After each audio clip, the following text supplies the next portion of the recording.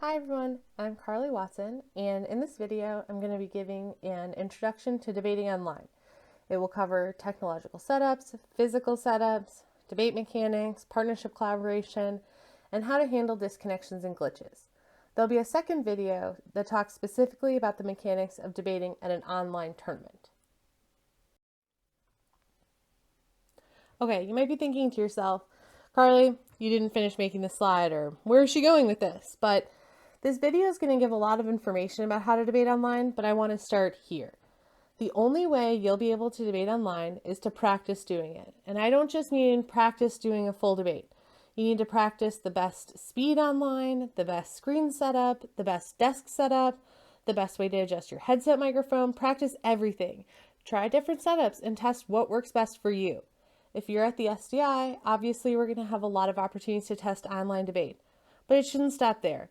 As you transition to a year of online debate, you should keep testing these things over time. In this first section, we'll talk about what technology you'll need and want to be able to debate online. We've divided up into required, recommended, and nice to have. First, in the required section, a desktop or laptop. You're going to need that to debate, obviously. Second is a microphone. The one built into your computer is better than nothing, but if you're looking for the single best purchase to make the transition online, a headset with a microphone is the best bang for your buck. We recommend something like a simple gamer headset. Even the $30 options are really all that you'll need. With the more expensive gamer headsets, you're not really paying for a better microphone, so its features aren't something that you want for debate. And other microphones like snowball mics, body mics, podcasting mics, conference call mics, they're all less than ideal for two basic reasons. One, you want a microphone that will block ambient noise and isn't designed to pick that up. Snowball mics and conference call mics are sensitive by design, but you want to avoid your mic picking up background noise. And two, you want a microphone that will move around with your mouth as you're moving in the debate. If you use a body mic, it has a lot of cutout as people move around and their mouth moves closer and farther away to the microphone. The third thing you'll want to debate is headphones. If you're using the gamer headset, they'll already be built in. If not, you'll want to use headphones to be able to hear the debate better and block out surrounding noises. Fourth is a strong network connection. There's a lot to unpack here. You might think that your wireless network is strong, but debates really put it to the test, and any glitching can be frustrating as you're debating. You want the strongest Wi-Fi connection possible, but ideally, you would use an Ethernet cord to plug in directly to your router. They're usually pretty affordable and make a really big difference. If you are going to use Wi-Fi to connect, try to position yourself as close to the router as possible. As more things open up in the fall, you might consider using more powerful Wi-Fi at spaces like a school, the public library, or a hotel conference space. Fifth, a camera. A lot of times, this is built into your laptop or desktop, and for the purposes of debates, your video quality will usually be fine. The biggest downside is that those cameras will have a closer crop on your face, and the judge won't be able to see as many of your physical gestures. If you feel like being able to gesture to the judge is important, you might consider an external camera. You can see in the list, headsets are recommended, and they really do make a huge difference. There are two items in the nice to have list. First, an external monitor. In the abstract, it's very nice to have one. That way, you can have one screen that is the Zoom room with the debate occurring, and in the other screen, you can be prepping. It gets a little unwieldy to use a single monitor when you're participating in a debate. You probably won't be able to prep while simultaneously watching the video feed. I'll talk in a later section of this video about how to set up a single screen, but ideally, you'd have a second monitor. Second, use of a smart classroom with technology. One thing we haven't been able to test since campus shut down is debating in the same physical space as your partner or team. As more places open, there may be resources at your school or campus that have some built-in video and audio features that would be nice to have for online debates. Setting up the physical space you'll be debating from is important for online debates. You're used to the routine of what that looked like at a brick and mortar tournament, but it's different online. A few guiding principles as you prepare. First is location. If you'll be debating from home, negotiate with the other people in your household about what that will look like. Is there a space in your house that would work best? What times will the rounds be occurring? Is there a way to potentially minimize disruptions? Like I mentioned, as more spaces open up, you might be debating at your school. make sure you plan in advance what that will look like for your team. Second is also location. And I know it's on here twice, but beyond just thinking about where you'll be in the big picture, there's also trying to select a location within that space that maximizes your impacts in debate. You want something with minimal distractions behind you. I judged one online debate where someone had an overhead fan behind them and it was really distracting. You also want to try to minimize echo. Test in advance if your room is too echoey for people to understand what you're saying. You should also consider lighting. Try to find a well-lit spot where the light is in front of your face as opposed to behind you. It will make you easier to see, which makes it easier to see your mouth as you're speaking, and you'll generally look more impressive and professional. Third is your desk space. If you have a beefy setup, a camera, a microphone, external monitor, your flows, the whole thing, you might find that the table tote we're all used to are just too small. Think about whether you'll use a different raised platform to speak from and what that will look like, or how you'll dole out your table tote real estate. If all of that is too hard to negotiate, maybe you'll find that giving speeches is easier sitting down. Once you try out a few setups, see what works best for you. Practice where you're going to flow and how your setup will look when you're giving the speech. I think it's a good time to emphasize that online debate is the right time for flowing on paper if you're able to. You're already going to have a lot of windows open to negotiate, and adding a flowing document makes it that much harder. I also think it's best to offline at least some part of the debate. If you have a catastrophic computer failure, you'll always have a paper copy of your flow. A really important part of setting up for speeches is your camera angle. You want to try to set up for your speech in a way that allows you to make eye contact with the camera, because that mimics what we're used to in debates, where the debaters look at the judge. And you also want your mouth to appear on camera. There's a small difference in judges being able to understand you when they can see your mouth moving on the screen. You can see in the screen grabs on this slide, you'd much rather hear a speech and vote for top Carly than bottom Carly. One advanced tip is that you can consider strategically not looking direct to camera during cross-ex, but instead look in the direction of the person's Zoom box on your screen. You obviously won't see them where you're looking, but it gives the judge the impression that you're looking at the person speaking. This is a screen setup assuming you're using only one monitor to debate off of. You'll want to orient your taskbar on the left of the screen and then have your speech doc open and then a smaller panel with all the participants in Zoom.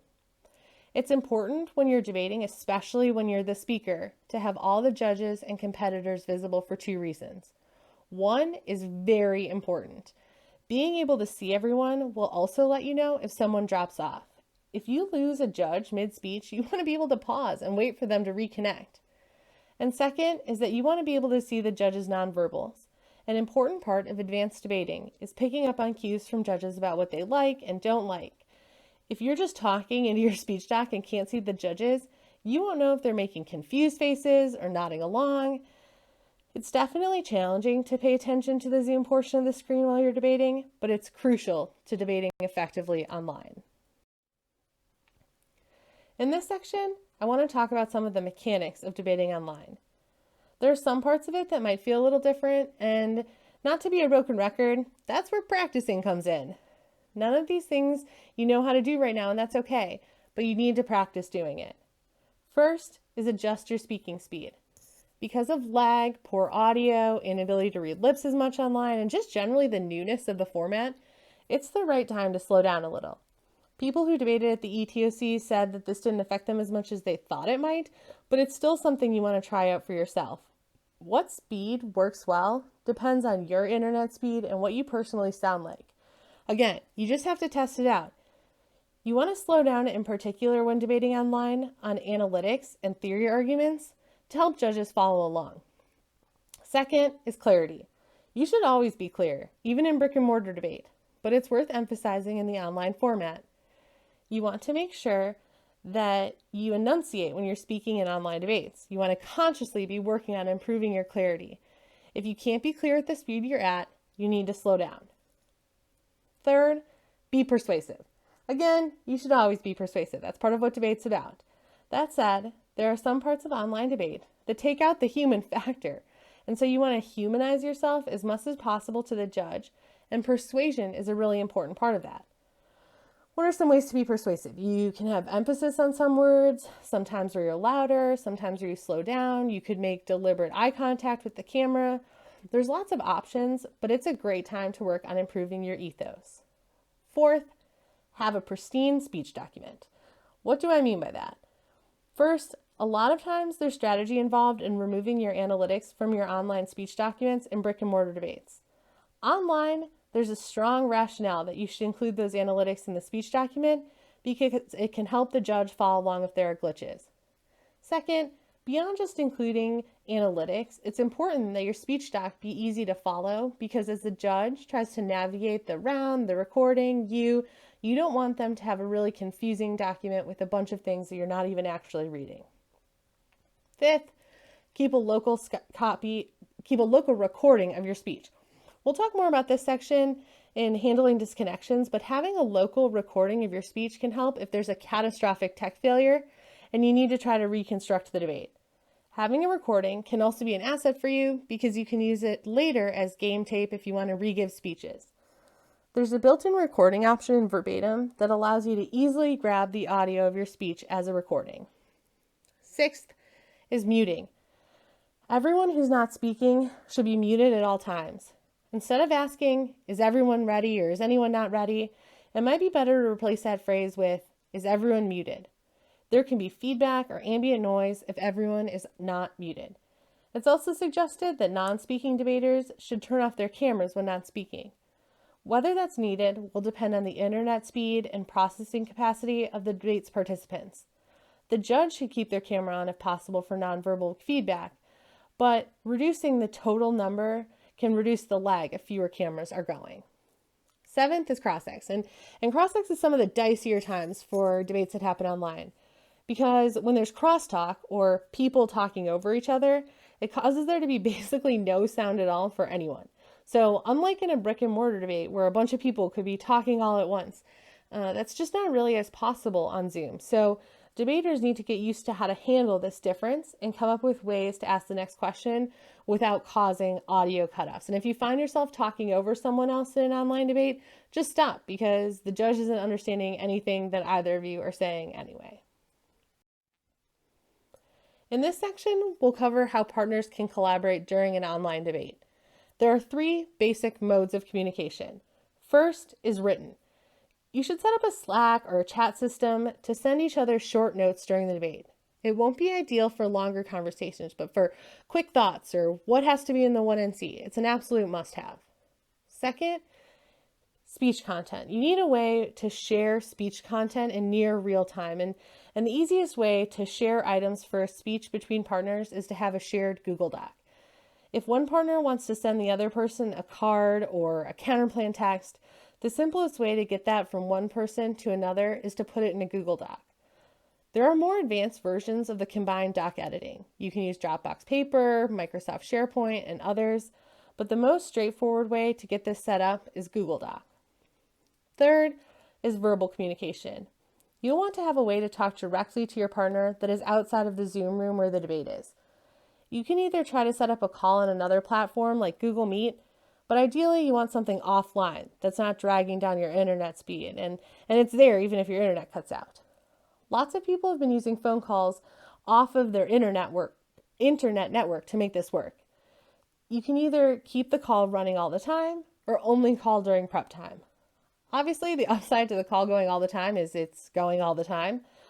It does sometimes time out if you're on too long, and you'll have to get used to muting it and unmuting it depending on who's speaking, and sometimes there can be a little bit of feedback. Realistically, having the call continuously running isn't even that helpful because you're not able in online debates to have a verbal conversation with your partner while someone else is talking, if someone else is giving a speech. It's just too hard to multitask like that usually on online debates, and it's a little bit different than you might be used to in a brick and mortar debate. I'd suggest calling each other during prep time and using Slack messaging during other times during the speeches. I think that kind of gets at what we're going for, but doesn't mean that you have to learn how to mute and unmute yourself on a bunch of different devices simultaneously. In this section, we'll talk about handling glitches and disconnections. And I'll start with this.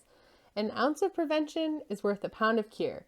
You will have fewer disconnections if you practice different parts of online debating and see what works best for you. I realize that you're tired of me hearing this or saying this, and I'll say it again before we're done, but you really do need to practice. So there are two buckets of tech issues. One is kind of the mundane. You missed a few things, it was glitching when someone was speaking, and we just kind of need to normalize the idea that you can ask about something that you missed because of a glitch. If you missed it, the chances are that someone else, including the judge, also missed it. And so just spend some cross-ex time trying to figure out what it was and putting that part of the debate back together. Second is, as the person is going, if they're glitching, just try to keep flowing. I know it's not going to make a lot of sense what you write down and it won't be perfect, but keep trying to flow and it'll make it easier to reconstruct that part of the debate later. The second bucket of tech issues are what we'll call catastrophic tech issues. So someone gets completely disconnected. And this is where the local recording comes in. If you have that, no one has to re-give the speech. There's just a pause so that the person can listen to the recording that has already occurred. If there's no local recording of the speech, you'll probably have to re-give it or tell them what they missed. And it's just a norm that we're going to have to evolve as we do this more and more. And it's not really that different than negotiating with the other team when they drop their computer in the 2NC, and you have to kind of figure out how to resolve that in the debate. I'll end by saying this. If someone in the debate is having a tech issue, try to be compassionate and understanding as they try to figure it out. Everyone is learning how to debate online for the first time, and we can just all go a long way in helping each other. And the second thing I want to say is that judges and participants should also consider intervening in speeches if the speaker is having tech issues but might not realize it. So if it's glitching out and you can't understand what they're saying, instead of just having the speech continue without anyone saying anything, try to chat them or pause them and see if you can get it resolved so that you don't have to take tech time to try to figure out what happened or how to reconstruct the speech. I said I'd say it again, and I'm sure you're tired of hearing this by now, but you must practice. No one is an online debate expert right now. We've all done it over a long time. The SDI has been trying it for a year, and some people have tried it more than others, but everyone needs to practice it and try different things to learn what works best for you in online debates. And that'll change over time. When you were a novice, you like to highlight in blue, but now you highlight in yellow so you can highlight in blue later. There's all these things that we learn over time from participating in debates and having iterations with them, and that's how it is with online debate too. So we're excited here at the SDI to help you practice it, and let us know if you have any questions. Thanks so much for your time.